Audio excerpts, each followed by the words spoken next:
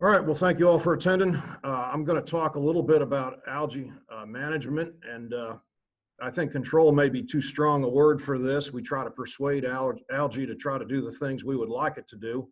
A lot of times algae, in fact, controls us, but in these small impoundments, lakes, we at least have a fighting chance to try to influence the algal growth in the direction that we would like it to go. So Bob's already covered a lot of this, so I'm going to run through some things fairly quickly. But as he mentioned, we'll discuss answer any questions at the end of the program. One of the things that we have to consider is what are the ponds being used for? What are they being managed for before we consider adding obviously any kind of chemicals or just our overall management approach. Livestock, fire control, irrigation, aquaculture, recreation. There's all these different uses, and this is just a few of them that I have listed up on this slide. There's many more, and that's something we have to know right off. Or what are the primary? And a lot of ponds will have a secondary use. Maybe it'll be a recreational pond, but it'll also be used to water some livestock. These sorts of things. We absolutely have to know going into this how we're going to manage this particular body of water and what our constraints are by its various management purposes. Steps to controlling algae, and as Bob discussed, vascular plants. First thing we have to do is identify the plant or algae that we're dealing with. A lot of times the biggest problem I run into is people really don't know their plants very well or their algae. They'll call algae pond moss.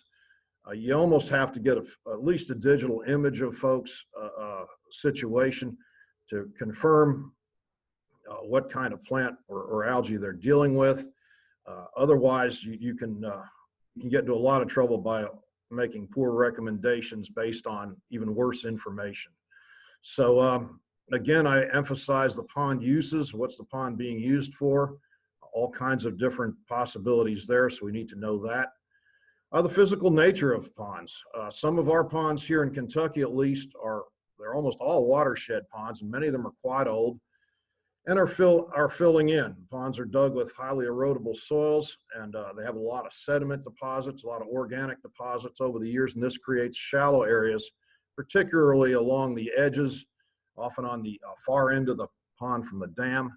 And this creates these shallow marsh-like areas of 1 foot or so of water, even less, that algae and other aquatic plants just absolutely love. Bob's discussed this a little bit earlier. Water chemistry is another big issue as well, particularly with adding some of these chemicals. We'll get onto that later. Managing expectations. A lot of people yell and scream about algae. They don't want any of it in their ponds or lakes. Well, truthfully, it's estimated that about 40–50% of the Earth's oxygen does come from algae.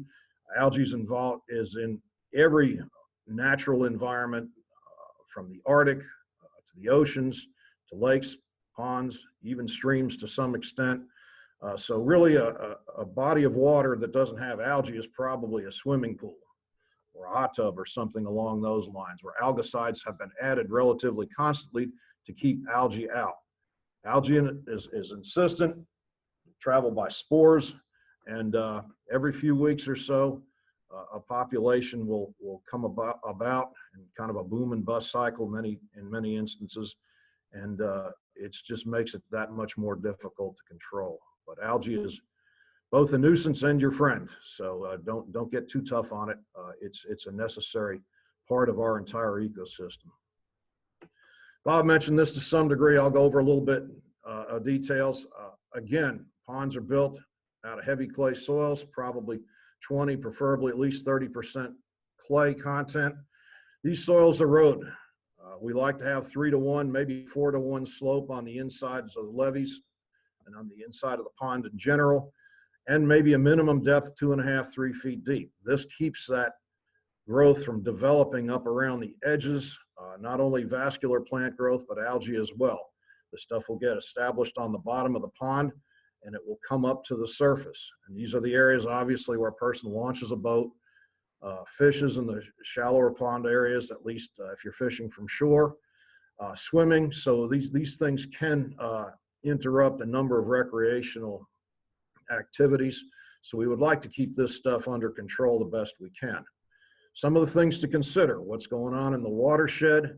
If we have a lot of agriculture activity in the watershed, septic runoff, manure from livestock operations, fertilizer, wastewater, these types of things are going to impact pretty heavily what goes on in the pond. And like I said earlier, the vast majority of our ponds in Kentucky are watershed ponds, which means you can't turn the water on when you want it, and you can't turn the water off when you don't want it. So you've got to try to manage to the best of your ability what's running into that pond to get a good environment. One of the things we can do, and this is not so much about half, maybe half of our state has got limestone geology, otherwise known as karst. Those ponds generally don't need the addition of agricultural limestone, but particularly out here in West Kentucky where I live, we don't have hardly any rocks in our soil. We just have alluvial soils from the big rivers that are around here. Also in the eastern part of the state, we have shale and sandstone geology. We have a lot of acidic soils in many regions of this state. And it's always worth getting your lime requirement filled if in fact it needs it. Ideally, you'd like to have a total alkalinity of about 30 milligrams per liter. Ideally, minimally 30 grams per liter, you would like to have that in terms of alkalinity. Ideally, somewhere between 50 and 100 milligrams per liter to even be better for fish production. We use an alfalfa recommendation here, which is a high liming rate for acidic soils, and we'd like to get that pond mud up to about a pH of near 7, 6, 8, 7, somewhere in that neighborhood if we can do it. We can have the soil tested. Like I said here, our soils just go through a standard alfalfa recommendation test for liming, or we can test water. It's not hard, doesn't take very long to do, but it is important in these areas that have acidic soils. Our smaller ponds can be limed by bag. A lot of times we'll just get lime in bulk. We have plenty of lime around the state, although a lot of times it's not of the best quality. And as Bob mentioned, you can also use pelleted lime. Needless to say, if a pond does need lime to fulfill the liming requirements of the pond muds, it's better to do this before the pond is flooded if you can. After the pond is flooded, it's kind of anything goes. Any way you can get the material out there, spread it out the best you can. The good news, lime is relatively cheap, at least here in this state, but it can be a lot of work to get it out there. So the machinery of some sort or another, even for a small pond, would be desirable. Another good management strategy is what's going on in the watershed. Again, I remind you, most of our ponds are watershed hill ponds. We can't turn the water off in the wintertime, and we can't turn it on in the dry season in the summer when we'd really like to have some water coming into the pond. So setting back a buffer strip from the edge of the pond, not planting crops right up to the edge of the pond, not allowing livestock to graze right up to the edge of the pond where manures and other unwanted nutrients can enter the pond easily without going through at least some grass anywhere from 10 to 100 feet, just whatever you can do, and depending on the slope of your land, this is desirable. We also want to reduce sediment load going in there. Again, these will start filling in your pond. These organic and inorganic sediments, as soon as you build a pond, it starts filling in again. So how you manage the watershed in our situation here will greatly affect how the longevity of the pond, and before you'll have to go in there, drain the pond, renovate it, and deepen it once again to get it back to its original contour. We also have watersheds of various size. You want to make sure that the watershed for your specific pond is of the proper dimensions to supply enough water.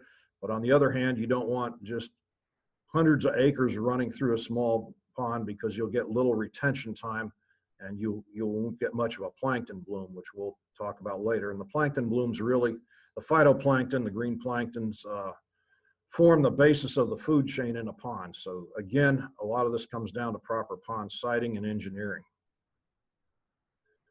Needless to say, once we build a pond, and ponds can cost thousands of dollars an acre in Kentucky and elsewhere, and really you'd like to protect them. So keeping livestock out, fencing them out, getting them water access from the pond to a tank below the dam, a gravity fed type situation, or in a lowland pond situation like what you see on the right, allows cattle and livestock, mostly cattle in this case, some limited access to the pond without them trampling the whole bank and being able to defecate in the water and these sorts of things. It protects your pond, protects your investment, also protects your water quality, and it's better for your livestock in terms of animal health. So unfortunately, we still see a lot of this, but over the years, there have been efforts to improve this type of situation. Bob showed you this slide. I'm just going to talk about algae. We've got probably the largest or the most known offender is right in the middle of your screen, you can see filamentous algae. We have phytoplankton, various types of planktonic algae, mostly cyanobacteria, which is blue-green algae, and green algae, the more desired of the two, and some euglenoids. We'll show you pictures of those later. It's important to realize that the filamentous algae that you see are often mats floating on the pond. They start out in shallow parts of the pond. The growth comes up from the bottom. Gas helps break off pieces of the plants, and they are the surface. So really you have to think of it as kind of a bottom-up situation. Almost all of this aquatic growth, except for I guess the phytoplankton, really starts in the shallow areas and work its way pondward. That's why we try so hard to manage these shallow areas of the pond, because this is where it gets started. It's relatively easy to treat this type of growth in the shallows around the edge of a pond versus waiting for weeks or maybe even months and then having to try to take on the whole pond after it's basically been overcome with either algae or vascular plants. Types of algae, as I mentioned, planktonic, green algae. Blue-green algae is kind of a misnomer. It's really a type of cyanobacteria. It's a photosynthesizing type of bacteria, and it's a nuisance.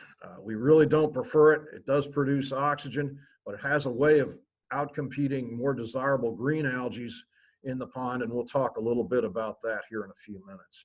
Euglenoids or euglena are another algae which you may have seen often in livestock ponds, heavy nutrient loaded waters, lots of sunlight. We see it during the summer.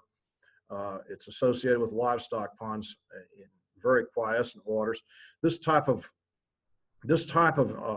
plant, if you want to call it that, has a flagella. It can move. It's motile and also has often a red or orange pigment. There's also many euglenoids that have no pigment at all, and some can be toxic, just like some of the cyanobacteria organisms can be toxic as well. Filamentous algae, we get a lot of calls about that. That's probably our #1 offender, commonly called pond moss. All kinds of different ones, and they inhabit the pond throughout the year. Needless to say, we don't get a lot of complaints about the filamentous winter algae because people aren't generally interacting with their ponds much during the winter. But once the warm season comes, we get into that. We'll get the woolly plant growth, Pithophora that Bob mentioned, and which is difficult to control. And so that's probably, at least arguably, the #1 complaint we receive in terms of algae control. Branched algae, for our purposes, are pretty much consist of Chera and Nitella. Generally, you'll find these in hard waters. Bob showed you some pictures earlier. We do see these quite a bit in places that are favorable to it, and they look a lot like vascular plants, so that causes some confusion. But for our purposes, branched algae, we'll discuss Chera and Nitella. Just some quick info. This is a link to a website that has this little algae field guide. It's out of Canada. It comes at a good extension price, which is free. I like it. It will get you through groups and has a little bit of a key in there, dichotomous key, which will help you identify some of your algal organisms that you may come up with. You will need a microscope for some of the phytoplanktons, but some of the macroscopic algae, the branched algae and the filamentous algae, you can, after a while, you can actually do some identification by sight. Other resources available to you, the Southern Regional Aquaculture Center has a number of plant control and algae control informational fact sheets. Aquaplan out of Texas A&M is a good website to use as well. And our website at www.KYSU.EDU is also, will link you up to these other sites. So there's a lot of information out there. I encourage you to take advantage of it because it's free and it will help you guide you through these identification processes and choosing proper control methods. Another resource that's online that I like to use, it's got a couple good chapters just on the basics of one of algae in general, and two on potentially toxic algae. Good overviews of the discussion, in addition to many chapters on vascular plant control methods and other things like that. So here again, you can download this chapter by chapter if you'd like, and look up the various plant practices, control practices that people have put together, and these are top-notch folks that have contributed these chapters. So this is credible information. So you might want to look into getting at least an electronic copy of this anyway. Methods of control. Excuse me a minute. We've got basically raking, mechanical raking, flushing, aeration, all these different types of methods of mechanical control. This sounds good when trying to control algae, but if anybody has ever tried to rake filamentous algal mats, you know how much fun that can be. So I would generally recommend against that unless you're pretty energetic or have a very small body of water or a small problem. Physical, and these are somewhat arguable classifications here. This is just how I split them up. Physical control methods would, in my mind, basically involve shading out algae, unwanted algae, particularly that of filamentous and branched algae, by either using dyes, which Bob talked about, and or fertilization techniques. We'll talk about that. Triploid grass carp, Bob also mentioned this, is good control for branched algae, not so much the others. So that's something to consider. We'll talk about that here in a few minutes. And also algicides, liquid and granular. Let's see. So mechanical, yeah, raking, seining, all of this, again, small applications, and if you've got lots of energy, a lot of this stuff will spread around by fragmenting.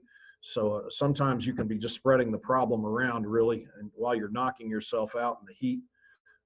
This can be a pretty tough way to go, but I won't rule it out because it can be suited to some applications. Another mechanical, this is sort of a management step that can be taken. Aeration or destratification will help break down organic material and keep water moving. A lot of the problems we have with the formation of algae blooms is it likes what we call quiescent water. It doesn't like a lot of wind action. It doesn't like a lot of turbulence in the water. So if you can get some water moving out there, a lot of times at the least you can marginalize the algal growth problems either to the very shallow portions of the pond or at least to the edges, and you can keep it away or just help discourage it by getting some agitation out there, some water movement. It may be worth, long term, it may be a pretty good control method. Again, and I use the terms control, really that we ought to use the term manage.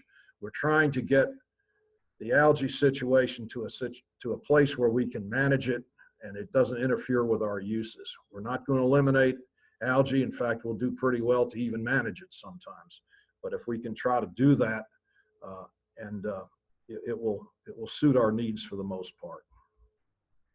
Physical controls, dyes. This is just Aquashade. It's been around for a long time. About 1 gallon treats 1 surface acre, 1 surface acre of a pond, I should say. And mostly this is just inert food coloring. It really has no chemical properties. And it will last in a pond with good retention time for quite a while, months and months. Obviously, if you put it in a watershed pond and you get 3-4 inch rain, it can flush a lot of this over the spillway very quickly. So again, retention time, particularly in our hill ponds, is a big issue. And we have to consider that, especially with our vascular plant treatments that can be the systemic treatments that might require 30 days more retention time to get any kind of efficacy in terms of control. So the idea of this Aquashade or any of these dyes is to inhibit light penetration from the top of the water column, from the surface of the pond, down into the bottom of the pond where various plants and algae might get established. Problem is, this is not terribly effective in shallow waters. So how well it may work kind of depends on how much dye you put in, the retention time that you have for the dye, and this sort of thing. In those real shallow areas of 1 foot, 6 inches of water, the dye is not going to help you. So that's a drawback to this. But some people think it looks nice, and you can go ahead and use it if you think that that's a desirable method of control. The good news is it's not real expensive, especially in a small impoundment, and it'll probably not do much harm. It just might not do a whole lot of good. Fertilization, I typically don't recommend fertilization programs to the average pond owner here in Kentucky. I know further south, it's a pretty standard recommendation to tell people they need to start fertilizing their ponds, probably in late spring, early summer. A few things. If you're going to do this, first the lime requirement must be made, or the nutrients themselves, mostly phosphorus, that's needed to stimulate algal blooms, desirable algal blooms, will sink to the bottom and get locked up in the muds. So the pond muds have got to be neutralized enough to where the water can take advantage, and the muds will release the desired phosphorus in this case. If you have an existing algae or aquatic plant vegetation problem, and you put fertilizer on this particular vegetation or algae problem, it'll be like pouring gasoline on the fire. You just don't want to do that. You have to make sure that whatever algal or aquatic vegetation problems have been eliminated before you start the program. You're going to need to do this fairly often, every 2-3 weeks, probably during the spring, once the water temperature reaches about 60 degrees. A lot of these chemical reactions, you get it much below 60, 55 degrees. And this goes for herbicides, it goes for copper sulfate, fertilizer. A lot of these chemical reactions are going to be greatly slowed by colder water. So really, once water temperature starts getting up around 60 degrees, and our temperatures go up and down here a lot in Kentucky, that's when you can start getting some efficacy with your treatments. Prior to that, you're gonna see very slow reaction times to a lot of the in-pond treatments you do. I like liquid fertilizer because it's easier to dilute and apply. Ponds don't generally require a whole lot of fertilizer per acre, maybe a gallon or 2 at the most. The fertilizer will have to be reapplied when the water transparency reaches about 24 inches. And Bob showed you a Secchi disc and how that's measured. Generally, we continue this into about midsummer, probably about now, and we stop fertilization, hoping the pond will then recycle the nutrients, the phosphorus within the pond system, and stimulate desired algal blooms. The kicker for fertilization programs, and this is why I don't recommend it to just anybody, only the most devoted of fishermen or a sportsman club, this sort of thing, is that it must be applied year after year. Once the pond population of fish, invertebrates, the whole ecosystem gets dependent on this external source of nutrients, you just can't do this for a year or two and then decide you've had enough. Once the pond is dependent on it, you have to keep up the process. So that's a big commitment. It's an expense, and a lot of folks, a lot of our more casual pond owners, I just don't feel like are going to maintain the program year after year. But again, this is commonly recommended. Fish and Game agencies, particularly those in the states further south of us. Biological control, Bob mentioned this, so I'm not going to get too far into this. Really, the only thing we have in our arrow, we have in our quiver is a Triploid grass carp here in Kentucky. These will control Cara and Nitella, as will some of these other chemicals, copper sulfate, Endothall. Grass carp work pretty well. This is a tough branched algae. It looks all the world like a vascular plant. Nitella looks pretty similar to it. The leaves are often arranged in these kind of whorls that are separate on the stems. That's kind of rough to the touch. Grass carp will take care of this particular plant. They're only going to eat really this kind of branched algae, soft stem vegetation. They'll eat some other things, water meals, some filamentous algae, but they're not really going to control it. Stocking rates are kind of all over the map. I've heard as much as 50 per acre, which sounds crazy. One of the, which is too much in my book, you need to do some sort of integrated pest management scheme there and knock your plant or algae problem back first with a herbicide, and then you can stock grass carp with as some sort of remedial follow-up action to try to get longer-term control, which would be a better scenario there than absolutely filling up a pond with grass carp. That's expensive and doesn't make a lot of sense. On the downside, grass carp grow very quickly. After a few years, they get kind of old and big and lazy, and they don't do much of a job anymore. So you're left with a pond that has a lot of big grass carp in it, and you also have to get them out, which is they're very strong acrobatic fish. They can be dangerous to handle. Bass also love grass carp. They swim around on the surface of the water. So stock grass carp that are 10 inches in length if you have a mature bass population in your pond. Otherwise, you're going to just be feeding bass, and at $10 or $12, whatever you pay for them a piece, that's an expensive Triploid grass carp dinner for largemouth bass. So keep those in mind. Again, not a silver bullet, but a useful tool, and I have recommended them particularly for Cara control out here on occasion. Bob showed you this slide again.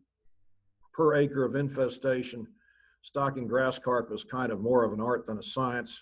They will eat just about anything that is in that column of vascular plants, soft stem vascular plants, branched algae.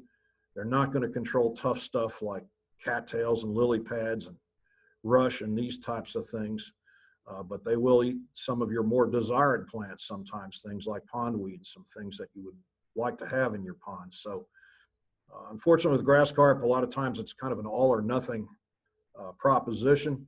You've got to stock enough fish so that they stay small and do the job and control your vegetation, but then you also risk maybe getting rid of some desired vegetation as well.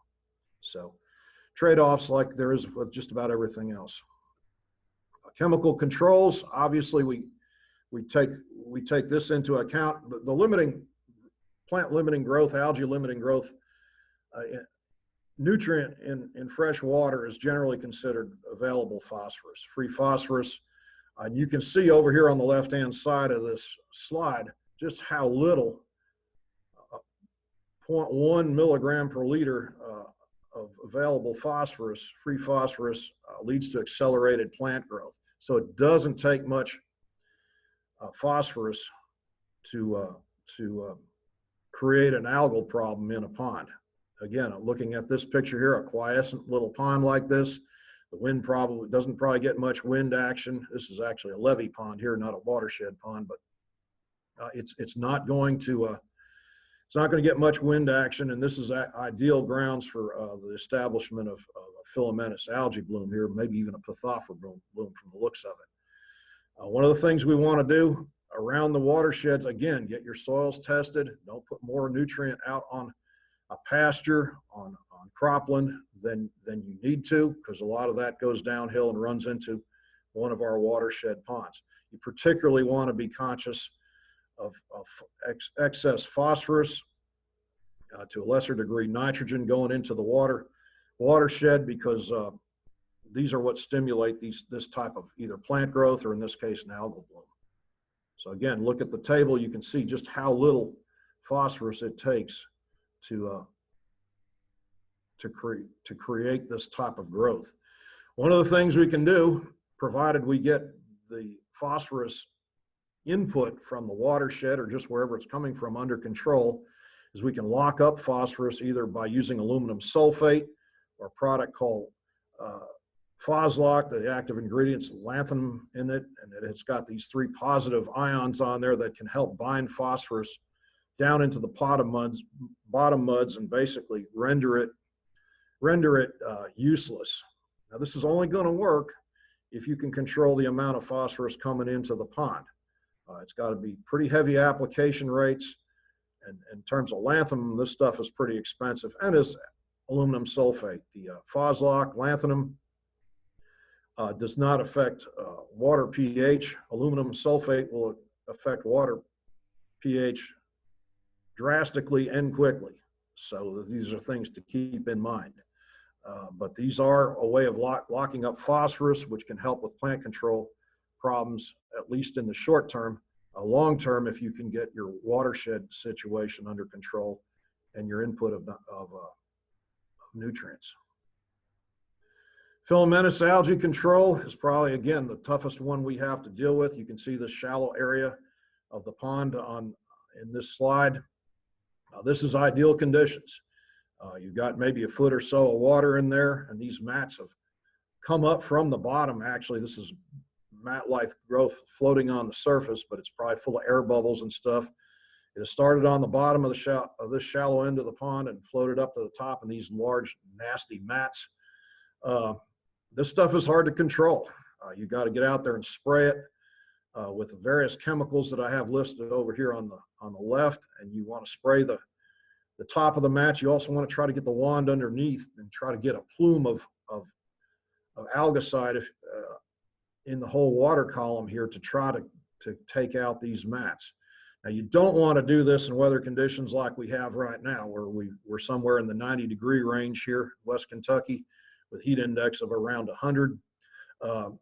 You'll deplete what little oxygen is still in the water out there, and you can cause a fish kill. And most people care a lot about their fish, so you want to be very careful during the hot summer months how much of this stuff you treat at a time.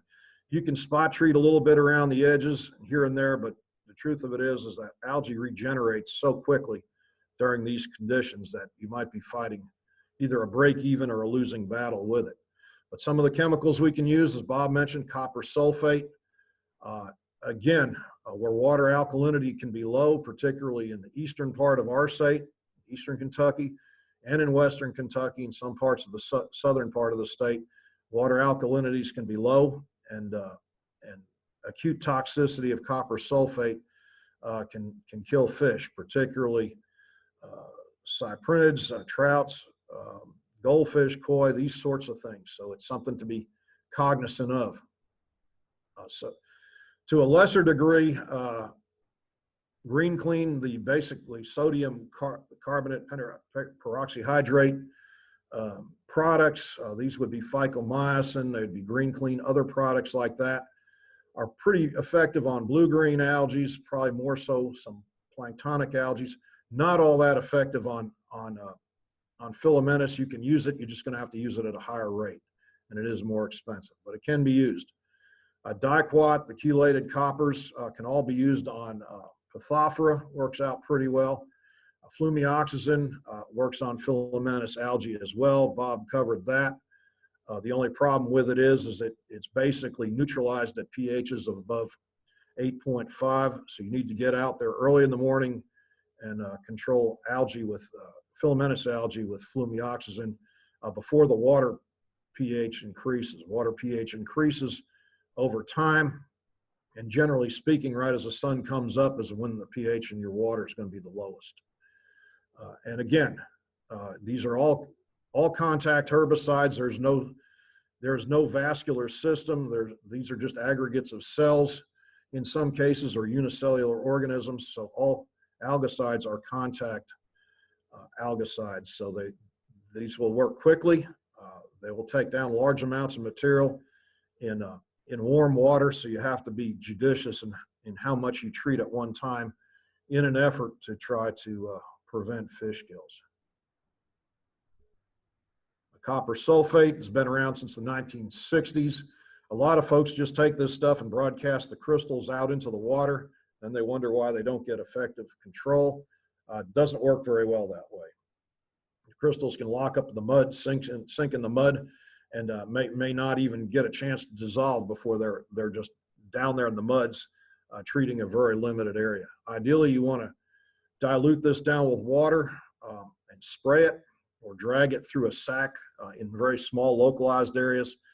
A pillowcase works well, some fine fabric like that. People used to use burlap sacks with the larger crystals. Drag it around sort of like a big tea bag in the water. And you'll see a plume of water. You'll see a plume of blue water, bluish green water come out. You want to try to get that algal mat and the growth as well exposed as you can to the particular chemical, because it will only kill what it comes in contact with. Again, beware of your alkalinities if you're trying to do whole pond treatments, which we can really only do in the spring and the fall once water temperatures lower here. And as I mentioned, there are some toxicity issues with things such as trout, koi, goldfish, those sorts of fish. So don't use those in koi ponds, ornamental ponds. We've got other chemical we can use in addition to those. Chelated coppers, Bob mentioned some of these very quickly. Supposed to be kinder on the environment, activated longer in the water compared to regular copper sulfate. And also there is some talk of they can be effective herbicides on some soft stem vascular plants. That's kind of up in the air. I've talked to some applicators that kind of dispute that. But anyway, you can get it liquid and granular. The one thing that we do know about chelated copper products is that they're much more expensive than regular copper sulfate. So you might want to try a regular copper sulfate in some instances, particularly if you have large areas to treat versus a chelated product. And if the regular copper sulfate doesn't work, you can look at a chelated copper or some other alternative for control. These are also supposed to be, chelated coppers are also supposed to be slightly less toxic to fish, which may be an advantage as well. Again, a lot of this comes down to cost of treatment. How big a problem do you have to treat? If it's only a small problem, a small area, then it's not a big deal. But if you have many acres that have to be treated, cost of treatment is going to be a big factor, whether you're treating algae or vascular plants. So cost of treatment, restrictions, these sorts of things are very important. And algae restrictions, all this is on the label. I won't bore you with trying to put this up on the screen. We have documents that show this, and even those are guidelines. The world of herbicides and algicides changes every year in terms of PPE, in terms of restrictions, new products coming on the market every so often. So you have to read the label. Don't take our word or anything in print.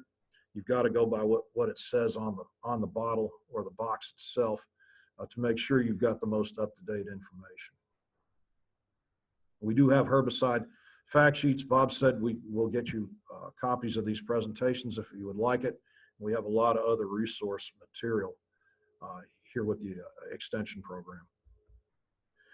Another one of our more mysterious planktonic algae, and again, these guys are motile. This is a Euglena bloom. Often you'll see this red color. They can be kind of orange. I see these a lot I see these mostly associated with livestock ponds where there's livestock runoff, but heavy fertilizer runoff can do this as well. Again, quiescent water, bright sunlight, and these pigment cells, there's just absolutely billions of these things out there swimming around, and they're kind of an oval-shaped organism. You can see them under a microscope pretty clearly. They're fairly large, and they have carotenoids, red, orange pigments in them. Some have none at all and would be invisible. You wouldn't even know they were out there. Some of these can be toxic. If you see this type of situation, it's best to keep away your livestock, your pets, your children, anything else that gets in the water. Some of these can be toxic, and the testing process to determine these toxic organisms is not all that it could be, unfortunately, at least as of now. This takes us into cyanobacteria or blue-green algae. Typically, I'll see this in the warmest months of summer. We've already gotten complaints and calls about this. Oftentimes, I see this associated with our dry season out here, late midsummer to late summer, early fall. Typically in Kentucky, these months, we don't get much rainfall. Water quality diminishes in the pond, and blue-green algae is able to take over. It can do this because it can store gases in its cell that allow this stuff to float to the top and basically shade out or outcompete more desirable green algae, which is unfortunate for us. We see this a lot in our catfish ponds, in aquaculture ponds in general, where there's a lot of nutrient going in due to the feeding, and it's a real nuisance. Some of these can be toxic. They can generally broken down, the freshwater ones generally broken down into neurotoxins, hepatotoxins. Some can impart off flavors to water. Some of the suspects here are Oscillatoria, Anabina, Microcystis, and Lingbia, and that other one I'll let you try to pronounce. But in any event, some of these can be toxic, many of them are not. The problem is we don't know. Some of these organisms may be toxic at any given time, and other times they may not have much toxin or any toxin in them. So not only is it important to identify the type of organism we have out there, the type of cyanobacteria, but we have to know whether it's actually toxic at that particular time. And unfortunately, the current testing we have is kind of a snapshot in time, and by the time we get the results back, the dynamics in terms of toxicity in our small ponds and lakes can be different than what they were when the sample was taken. So we have a conundrum right now with cyanobacteria. Some of the best advice is really, if you see it, if you smell an odor, see anything lethargic animals or anything around the banks of the pond, stay out of the water until the situation hopefully rectifies itself or something else can be done. Here's just some potentially toxic cyanobacteria. I believe this is certainly a microcystin on the left, and maybe Oscillatoria on the right. I'm not 100% on that one. But these can be identified, but again, it's not enough just to identify them. We've got to find out whether they contain toxins or not. So this is a big issue. A lot of you will be getting calls on this. And unfortunately, the science right now, especially to field identify these toxic blooms, hazardous algal blooms as they call this, is kind of incomplete at the moment. What we'd rather have is green algae, which, like I said, in certain situations can be actually outshaded by the cyanobacteria. But green algae is what we would really prefer to have out in our ponds. But the more nutrients that are involved, the more sunlight that we have, and especially with deteriorating water quality, the more of this growth we tend to see. And it'll look like kind of a John Deere colored paint a lot of times. It'll take on a number of different colorations, sometimes a blue-green, as it says in blue-green algae. And it can occur just about any time, but normally I see it during the hottest, driest months of the year. And we've already seen some of it out in our ponds.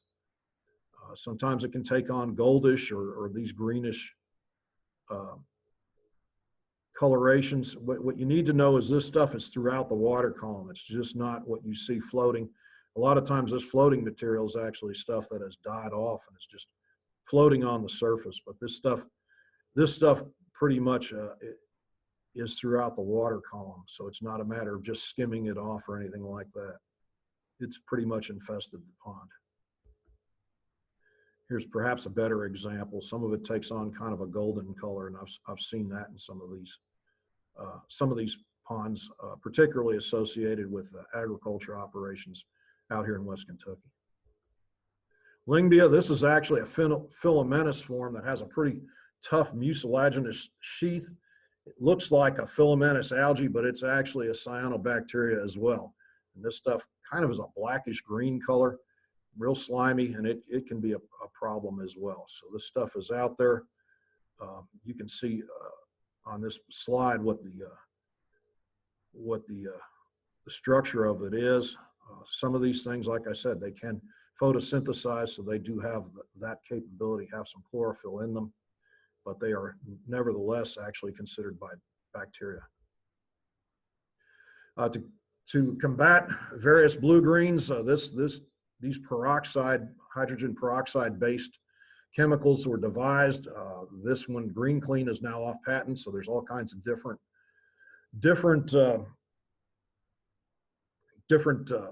brand names, different formulations, but again, these are devised pretty much to control blue-green algae. That's what they do best. They can be used on green algae, filamentous algae, but at higher rates. The good news is they don't affect vascular plants, and they also don't. They're not toxic to fish, such as koi, goldfish, things you might find in ornamental ponds. So if you have somebody with an ornamental pond or a water garden and they have algae problems, which most of them seem to have it sooner or later, go ahead and recommend this instead. It works very quickly. You can see the algae break down a lot of times within a couple hours. So especially on filamentous algae, you can see it whiten up pretty quickly. But you want to use it in warm water and in sunlit conditions. Diquat, Bob covered this quite a bit. This is just a real broad spectrum herbicide, algicide. It is a contact. Obviously, all algicides have to be contacts. It works on just about any kind of algae. I recommend it quite a bit for Pithophora. So it works on submerged plants. There's a lot of things that Diquat works on. We'll just leave it at that. It does not work well on planktonic algae or cyanobacteria, but it will work pretty well on filamentous algae. It will bind up with clay particles in the water, so be careful how you treat it. The negative clay particles will bind to the Diquat, the active ingredient, and it will basically render it useless. So don't stir up a lot of water when you apply this. The good news is all these contacts can be used in partial treatments since they are contact herbicides. So you can do localized treatments around a dock, this sort of thing. Salts Endothall, only Hydothal 191 is recommended for algae control. Aquathal does not control algae. Hydothal 191 does. Problem with Hydothal 191 is it's more toxic to fish than Aquathal. So the two salts of endothal's, only Hydothal 191 can work as an algicide. I recommend this stuff for a lot of industrial type applications where fish, either one, aren't valued, or two, aren't even a consideration. I'm a little leery to put this out in our recreational ponds and lakes, as people put a big emphasis, or value, I guess I should say, on our fish in these bodies of water. So I'm a little apprehensive to recommend this, but it is a good algicide, I should say, and herbicide, and it comes in a granular and a liquid.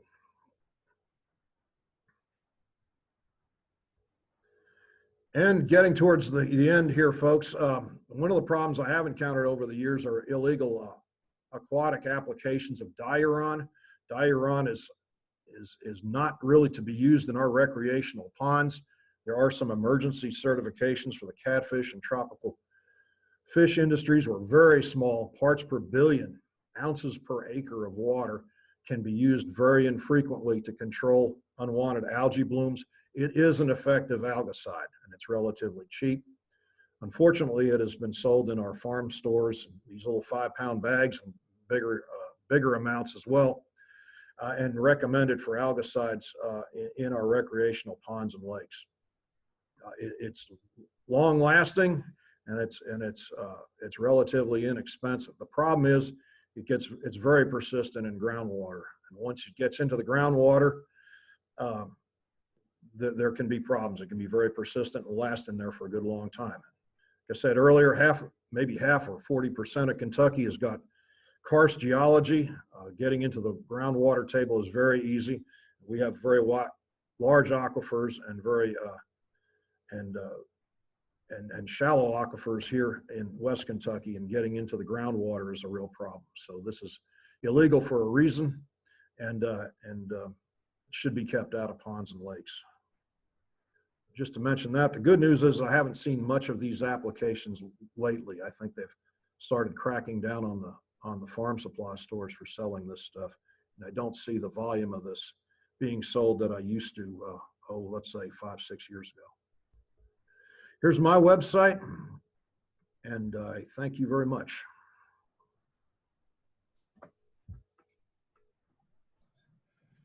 Thanks, Forrest. Does anyone have any questions for us?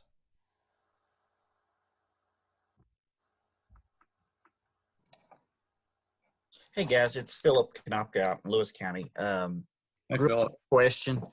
You all mentioned on the herbicide stuff, surface acre applications and stuff like that when doing the management. What point in time does the depth of the water come into play? That's a good question, Phil. You know, it's a situation where a lot of times, depending if you're doing a whole pond treatment, we need to know the average depth of the pond. So let's say the average pond, the pond's an acre, and the average depth is maybe 8 feet. So at that point, we would have 8 acre feet, and we would calculate our treatments that way. If it was a whole pond volume treatment, such as let's say you are treating for filamentous algae or something like that, want to treat the whole pond. Now, if you're doing something like treating a surface plant, like perhaps duckweed or something like that, then you would just be going by just surface acre because it's a surface plant. Hopefully that will help. If you're using like a contact herbicide or a glyphosate, something that would translocate throughout the plant.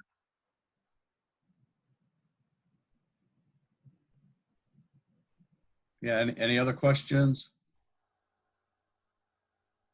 I think we wore them out, Bob. Well, I'd like to thank everyone for joining us, and please contact us by email or telephone, and thanks for participating, and we enjoy working with you, and we will enjoy working with you in the future. You all take care, have a good weekend coming up, and see you all later. Thank you. Bob, Forrest. Hey, Fred, how you doing? Yeah, I'm doing fine. I just wanted to tell you I really enjoyed this workshop. I may be the most long distance one watching it, but it was extremely good. Yeah, I know. How are things in California? You know how California is. No, things are going well. I'm still going through that process, and but I'm still actively working. But I wanted to sit in on this, and as I said, the information is excellent, and I like the approach that's being made on it and the whole bit. I don't get a chance to do this until we started in, doing Zoom conferencing.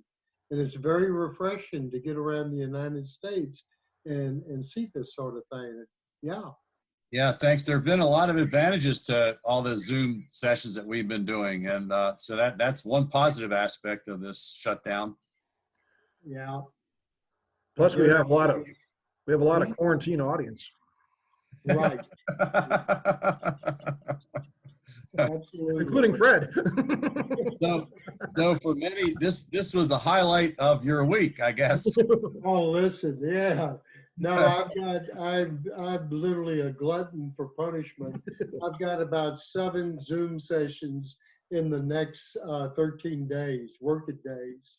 So you just, literally have to do it because other parts of the program, they just,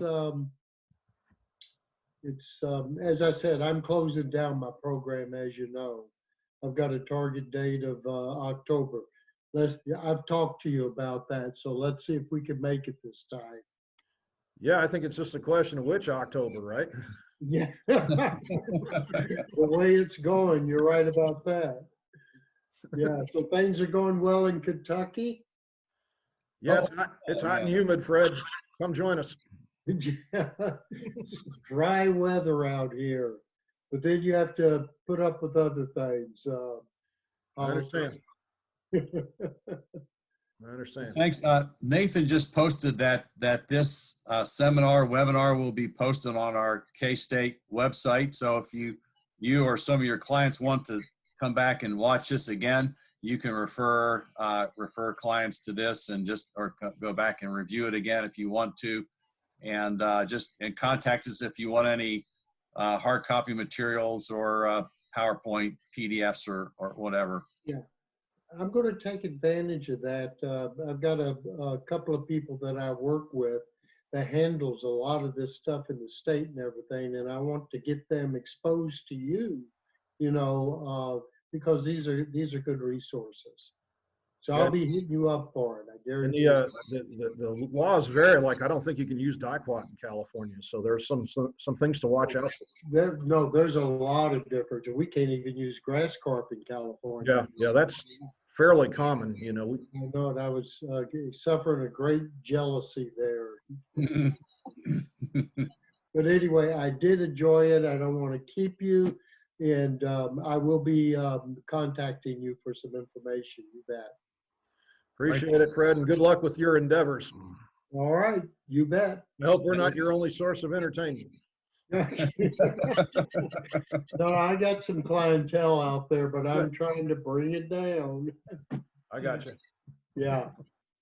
Well, listen, take care, enjoyed it, and do it again. All right. Thank you, Fred. Thanks. I'll Thanks be for back. joining.